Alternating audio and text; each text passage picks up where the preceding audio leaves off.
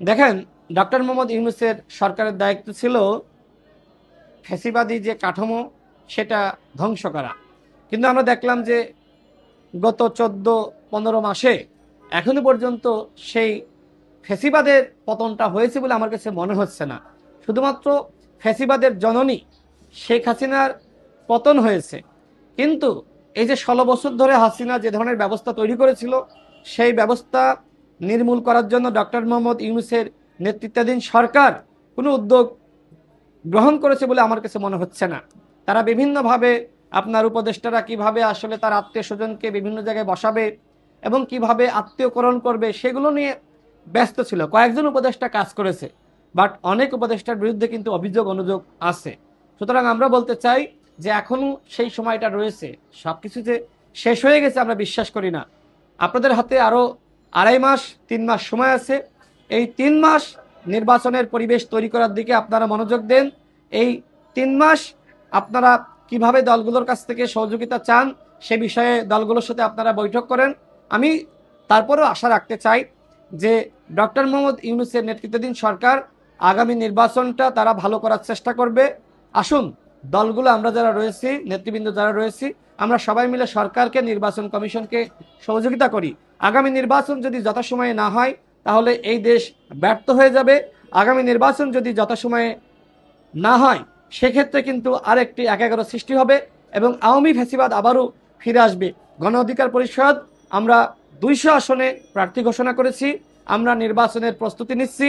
আমরা প্রত্যেকটা দলের প্রতি আহ্বান রাখতে চাই, আপনারাও নির্বাচনের প্রস্তুতি গ্রহণ করেন যাতে করে আগামী নির্বাচনটা অবাধ, সুষ্ঠু এবং নিরপেক্ষ হয়। দেখেন, নির্বাচনের আগে তো প্রশাসনিক রদবদল এটি হবে, স্বাভাবিক। এটা সব নির্বাচনের আগেই কিন্তু হয়েছে। তবে এই সরকারের কাছে আমাদের আলাদা ধরনের প্রত্যাশা ছিল যে এই সরকার আসলে নির্বাচনের পরিবেশটা তৈরি করবে। এখনো পর্যন্ত নির্বাচনের পরিবেশ পুরোপুরি তৈরি করার দিকে সরকার মনোযোগ দেয়নি। সরকার সবেমাত্র শুরু করেছে। আজকে স্বরাষ্ট্র উপদেষ্টা দেখলাম তিনি বলছেন যে আইন শৃঙ্খলা পরিস্থিতি আগের তুলনায় ভালো। নির্বাচন কমিশনের পক্ষ থেকে বলা হচ্ছে যে নির্বাচনের সময় আইন শৃঙ্খলা পরিস্থিতি স্বাভাবিক থাকবে। আসলে কতটুকু স্বাভাবিক থাকবে সেটি নির্ভর করবে রাজনৈতিক দলগুলো সরকারকে এবং নির্বাচন কমিশনকে কতটুকু সহযোগিতা করতেছে। দেখেন, নির্বাচন কমিশন একা নির্বাচন করে না, সরকার সহযোগিতা করে। আর রাজনৈতিক দলগুলো নির্বাচনে অংশগ্রহণ করে, ভোটাররা ভোট দেওয়ার মাধ্যমে সরকারকে বা নির্বাচন কমিশনকে সহযোগিতা করে। অর্থাৎ দায়িত্ব আমাদের সবার। আমরা সবাই মিলে যদি নির্বাচন কমিশনকে সহযোগিতা করি, আমিও বিশ্বাস রাখি আগামী নির্বাচন হবে ইতিহাসের সেরা নির্বাচন। আমাদের যারা প্রার্থী হয়েছে তারা শিক্ষিত, যোগ্য এবং সমাজে যারা নির্বাচন করতে চায়, অন্যান্য দলের প্রার্থী রয়েছে। আমি ভোটারদেরকে বলবো, কালো টাকা এবং পেশি শক্তির মাধ্যমে যারা এমপি নির্বাচিত হতে চায় তাদেরকে আপনারা ভোট দিবেন না, বরং যারা সৎ, যোগ্য, শিক্ষিত তাদেরকে আপনারা ভোট দেন। গণ অভ্যুত্থানের পরে অবশ্যই ভালো মানুষগুলোকে অবশ্যই সংসদে পাঠাতে হবে। গণ অভ্যুত্থানের পরে যদি সেই একই অবস্থা হয়, আওয়ামী লীগের সময় আমরা দেখেছি যে ব্যবসায়ীরা, মমতাজের মতন ব্যক্তিরা তারা কিন্তু সংসদে চলে গেছে, বিভিন্নভাবে দলীয় প্রধানকে আপনার খুশি করে সংসদে চলে গেছে। গণ অভ্যুত্থানের পরে যদি ভালো মানুষগুলোকে আপনি সংসদে পাঠাতে না পারেন তো সেক্ষেত্রে হয়তো নির্বাচন সুষ্ঠু হতে পারে, কিন্তু সেই নির্বাচন ইতিহাসের সেরা নির্বাচন হবে না। এবং আমরা মনে করি শুধুমাত্র সেরা নির্বাচন নয়, বরং আগামীর যে সংসদ গঠিত হবে সেই সংসদ হতে হবে ইতিহাসের সেরা সংসদ। দেখেন, ঢাকার বাইরে আমাদের সাংগঠনিক অবস্থা খুবই শক্তিশালী। আমাদের নেতাকর্মীরা কাজ করছে।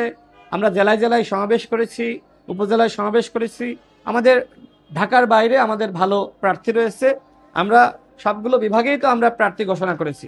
আমাদের বরিশাল বিভাগে আমাদের প্রার্থী রয়েছে, আমাদের রংপুর বিভাগে আমাদের প্রার্থী রয়েছে, আমাদের খুলনা বিভাগে প্রার্থী রয়েছে। তো আমাদের সব বিভাগে, সব জেলায়, সব আসনে মোটামুটি আমাদের প্রার্থী আছে। আমরা 200 আসনে প্রার্থী ঘোষণা করেছি, আরও 100 আসনে আমরা প্রার্থী ঘোষণা করব। তবে আমরা যাদের নাম ঘোষণা করেছি এটা আসলে চূড়ান্ত তালিকা নয়। যাদেরকে ঘোষণা করা হয়েছে যদি পারফরমেন্স ভালো না করে যে কোনো মুহূর্তে যে কারো প্রার্থিতা বাতিল হতে পারে, এবং ওই আসনে যদি আরও কোনো ভালো প্রার্থী থাকে আমরা তার নামও পরবর্তীতে ঘোষণা করতে পারি। আজকে যাদের নাম ঘোষণা করেছি যে 150 জনের, সবাই চূড়ান্ত না। কোনো কোনো আসনে হোল্ড করে রাখা হয়েছে, সেখানে কিছুটা আপনার আলোচনা প্রয়োজন। তো আমরা আমাদের তৃতীয় ধাপে আরও 100 আসনের প্রার্থী তালিকা আমরা খুব শীঘ্রই প্রকাশ করব। 300 আসনে আমরা প্রার্থী নিশ্চিত করতে চাই এবং আমরা 300 আসনে নির্বাচন করার ব্যাপারে আমাদের প্রস্তুতি রয়েছে। আমরা আমাদের প্রার্থীদেরকে বলবো আপনারা মানুষের কাছে যান। এইবারের নির্বাচনে সেনাবাহিনী ভোট কেন্দ্রে থাকবে। আওয়ামী আমলের মতন সেই নিশিরাতের নির্বাচন, ভোট চুরির নির্বাচন, একতরফা নির্বাচন হবে না। যেহেতু সেনাবাহিনী তারা মাঠে থাকবে, আমি দৃঢ় বিশ্বাস রাখি স্বাধীনতা সার্বভৌমত্বের প্রতীক এই বাহিনী ভোট সেন্টারে থাকা অবস্থায় কেউ ভোট চুরির সাহস করবে না। এখনো পর্যন্ত যতটুকু আইন শৃঙ্খলা পরিস্থিতি স্বাভাবিক রয়েছে, এর পিছনে অন্যতম ভূমিকা রেখেছে সেনাবাহিনী। সুতরাং সেনাবাহিনী যেহেতু মাঠে থাকবে, আগামী নির্বাচন অবশ্যই সুষ্ঠু হবে। প্রত্যেকটা দলের প্রতি আমার আহ্বান থাকবে, আপনারা নেতৃবৃন্দকে বুঝান, কর্মীদেরকে বুঝান, যাতে করে কেউ আগামী নির্বাচনে ভোট চুরি করার চেষ্টা না করে, কেউ আগামী নির্বাচনে ভোট সেন্টার দখল করার চেষ্টা না করে। ধন্যবাদ সকলকে।